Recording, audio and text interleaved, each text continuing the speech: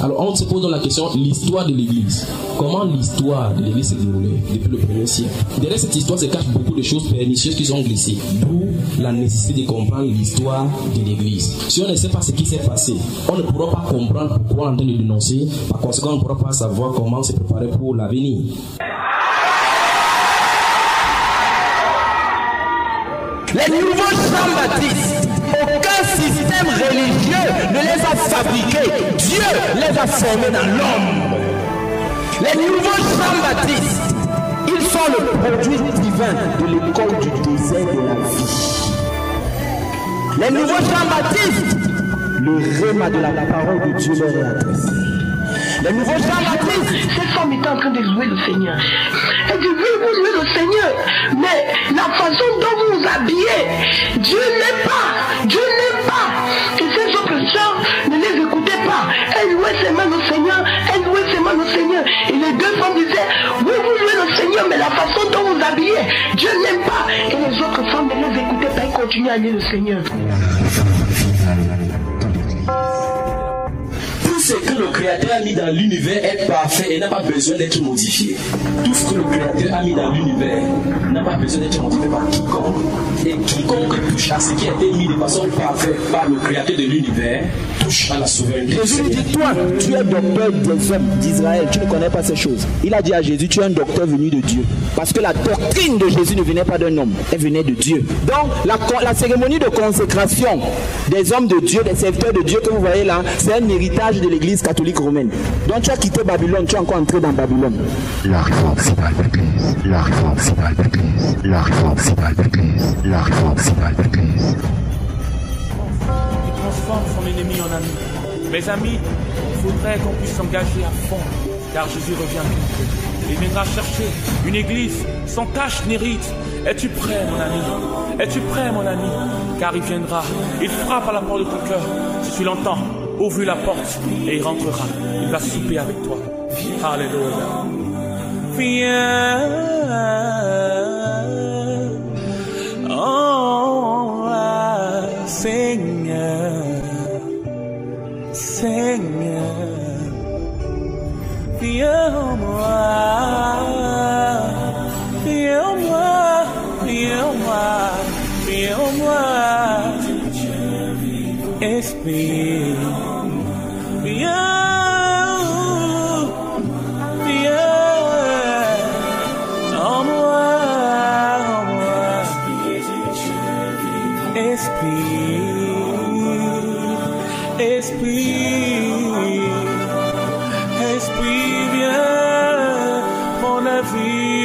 Prends mon cœur, prends mon âme aujourd'hui. La réforme, c'est pas l'Église. La réforme, c'est pas l'Église. La réforme, c'est pas l'Église. La réforme, c'est pas l'Église.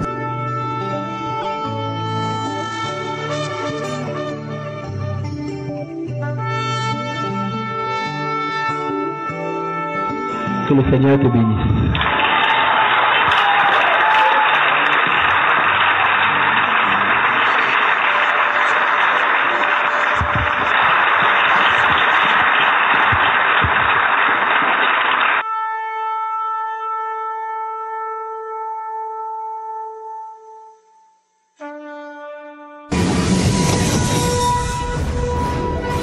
La réforme, c'est pas l'Église.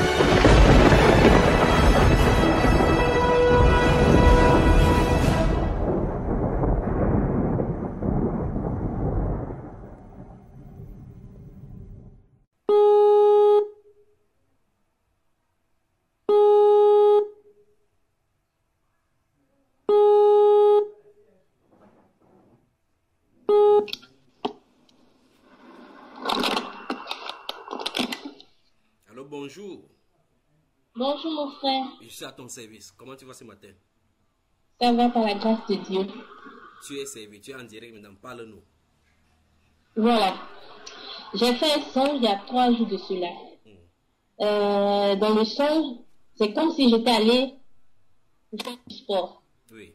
Et pendant que je suis arrivée, on m'a dit de trouver une place pour aller m'installer pour commencer à faire du sport. Oui. Et quand je me suis retournée pour partir, j'ai trouvé une place pour m'installer. Et c'est comme si j'avais ramassé du sable pour déposer à l'endroit où je devais m'installer pour faire du sport. Et il y avait un restaurant qui était juste en face et je voyais comme ça, comme s'il y avait l'eau en face de moi. Oui. Et le monsieur qui avait le restaurant me disait, pourquoi tu viens t'installer ici? Est-ce que tu as demandé la permission avant de t'installer là? Et du coup, je me suis retournée pour regarder s'il me parlait à moi ou il parlait à quelqu'un d'autre. Et quand je me suis retournée, j'ai vu un monsieur qui venait, c'est comme si c'était un coach qui venait m'apprendre à faire du sport, mais il dansait, il venait vers moi. Oui. Et quand je me suis retournée pour pouvoir voir le monsieur qui me parlait en face, tout soudainement, il y a eu l'enlèvement. Ça partait fiou, c'était tellement rapide, c'était en pleine journée. Oui. Ça partait fiou, et je me suis rappelé que l'enlèvement devait être lieu. Oui. Et je me suis mise à prier. Je dis, Seigneur, pardon, enlève-moi, Seigneur, prends-moi, prends mes enfants. Seigneur, enlève-moi. J'étais maintenant en train de supplier le Seigneur de nous enlever. Et j'ai arrêté la prière, je vois qu'il n'y avait plus rien. L'enlèvement a eu lieu. Et j'étais tellement découragée dans le sang. Je dis, ah, mais Seigneur, tu es venu, tu as pris les autres, mais pourquoi tu n'as pas pris?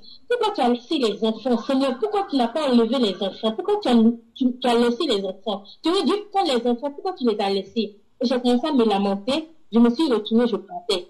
Automatiquement, quand je me suis retournée, mon visage est parti, tout comme si je pouvais voir dans le film d'Apocalypse où un cheval qui venait avec l'ange de la mort, où on pouvait dire que c'est le plus terrifiant. Oui. Qui va venir, l'ange de la mort, qui est venu avec une colère, il est venu avec une colère, ils étaient deux, il y avait un grand, un petit, avec un cheval noir, sombre, et ils ont commencé à se battre.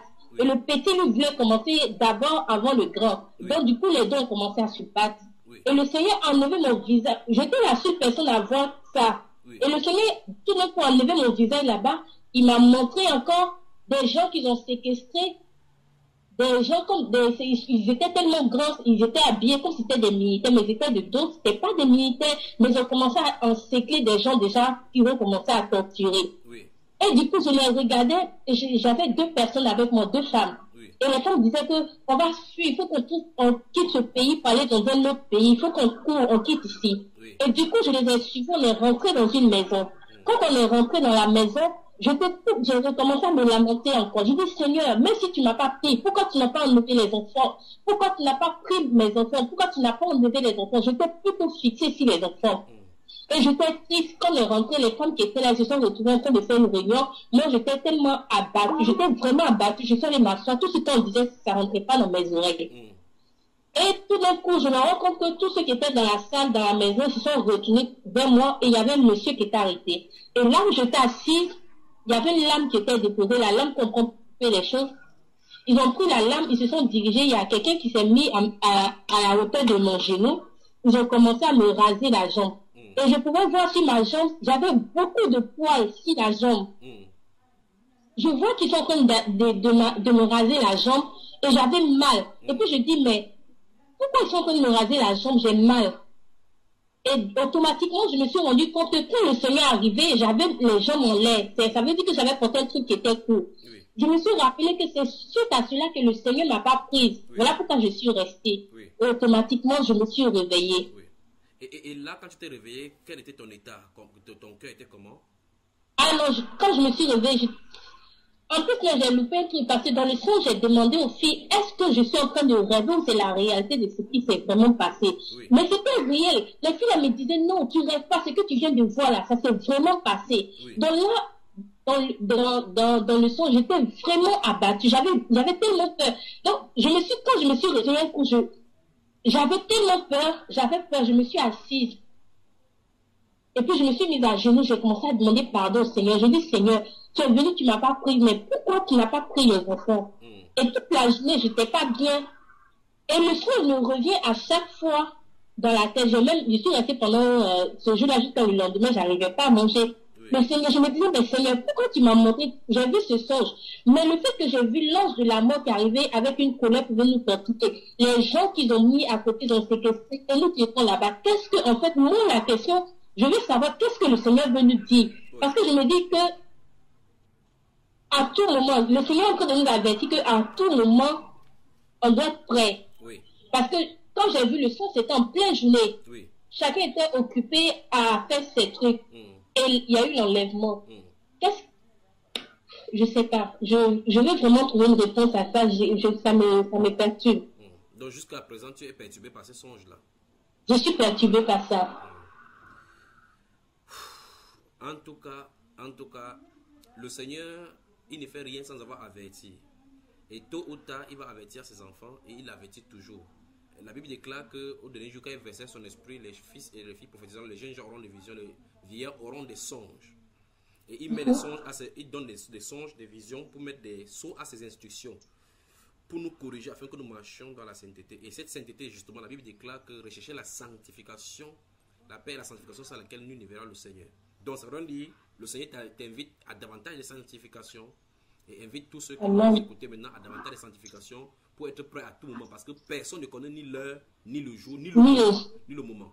Et ça va venir de façon spontanée, de façon exprès, de façon rapide, et en un clin d'œil, ça se sera passé. Et le plus grave, c'est qu'il n'y a pas deux. Donc quand ça se passe, tu te rends compte que c'est passé, ça veut dire que c'est passé. Ce sera les cris de lamentation, on sera dans les ténèbres du dehors. Donc il faut que chacun se prépare. Et comment était l'aspect de ces chevaux-là, et les personnes qui les montaient? Essaie de nous décrire cela, voir ce que tu vois dans ton songe. Ben, en fait, dans le songe, c'était comme un esprit qui était arrivé, mais c'était un esprit de mort qui est arrivé. Il y a eu un grand, un petit. Oui. Mais ils sont venus avec une force sur un cheval, un cheval ou un chevaux. Ils sont venus avec une force, mais sombre, mais habillés d'un vêtement sombre. Oui. Mais ils étaient prêts, c'est-à-dire que dès que l'enlèvement a eu lieu, dès qu'ils étaient déjà là, c'est comme si ils étaient à la porte, ils attendaient ça automatiquement. Oui. Donc à l'instant où l'enlèvement a eu lieu, ils ont apparu directement. Directement, voilà. Directement, ça a eu lieu, directement, ils étaient déjà là, directement, ils avaient déjà séquestré. Ça veut dire qu'il n'y aura même pas le temps, dès que le Seigneur va enlever ses enfants, il n'y aura même pas le temps, même ça va se passer automatiquement, dès que. Et donc là, qu'est-ce que ça implique pour toi-même qui as eu le songe? Je dois revoir ma vie. Amen. Je dois revoir ma vie parce que je me dis, comme je pouvais dire qu'on pense qu'on vit la vie de la sanctification, on pense que nous, dès que le Seigneur arrive, parce qu'on écoute la parole, parce qu'on a commencé à ne plus porter des pantalons, ces trucs, dès que le Seigneur arrive, on va partir. Ce que j'ai compris dans ce songe, que nous devons vraiment rentrer en nous-mêmes, chercher à nous sanctifier et vraiment être prêt pour l'enlèvement. Parce que si le Seigneur arrive tout de suite, je ne pense pas que ça sera chaud. Oui, ça sera vraiment chaud. En tout cas, la Bible déclare dans le livre des Apocalypse chapitre 21, à partir du verset 27, le verset 27 dit: « Il n'entrera chez eux rien de souillé, ni personne qui se livre à l'abomination et au mensonge. Il n'entrera que ceux qui sont écrits dans le livre de vie de l'agneau. » Et la Bible déclare au verset 12 du chapitre 22 d'Apocalypse: « Voici, je viens bientôt, et ma rétribution est avec moi pour rendre à chacun selon ce qu'est son œuvre. » Verset 13, « Je suis l'alpha et l'oméga. » C'est ce qui est écrit. « Je suis l'alpha et l'oméga, le premier et le dernier, le commencement et la fin.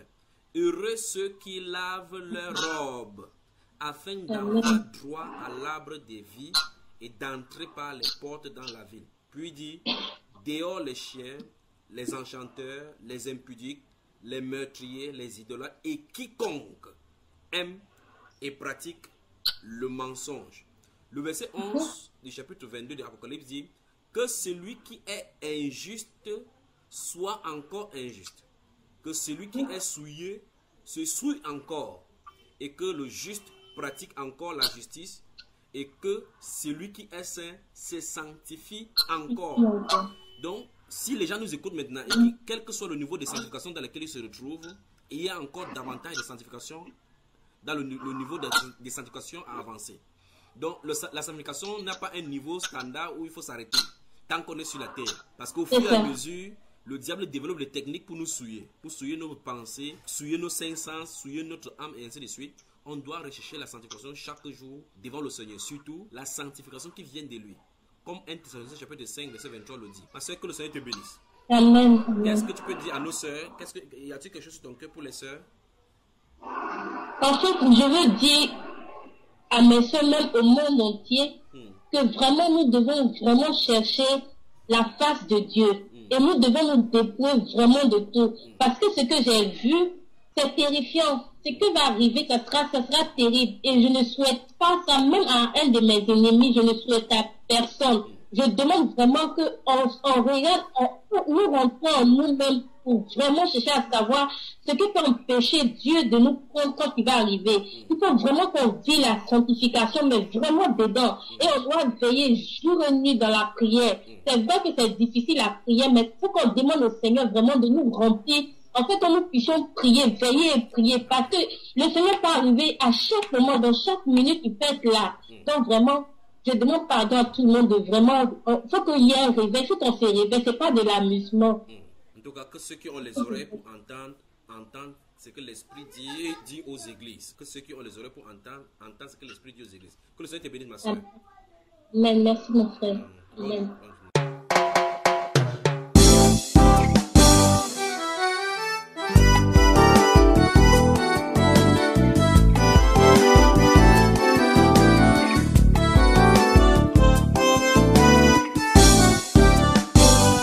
M'appelez-vous Seigneur, Seigneur, Seigneur, et ne faites-vous pas ce que je dis?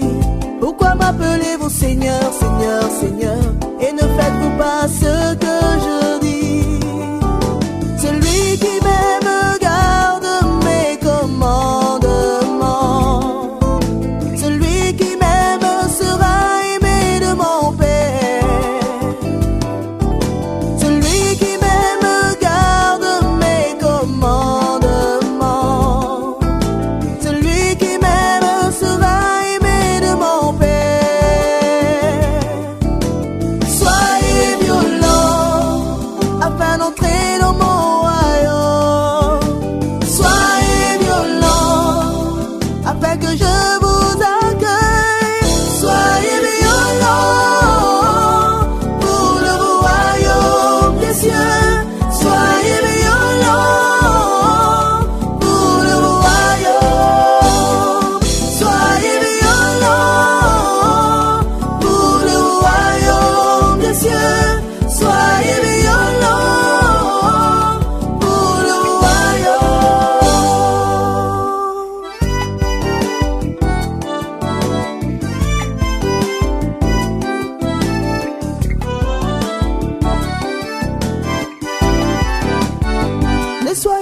Ceux qui écoutent la parole sans la mettre en pratique. Ne soyez pas de ceux qui écoutent la parole sans la mettre en pratique.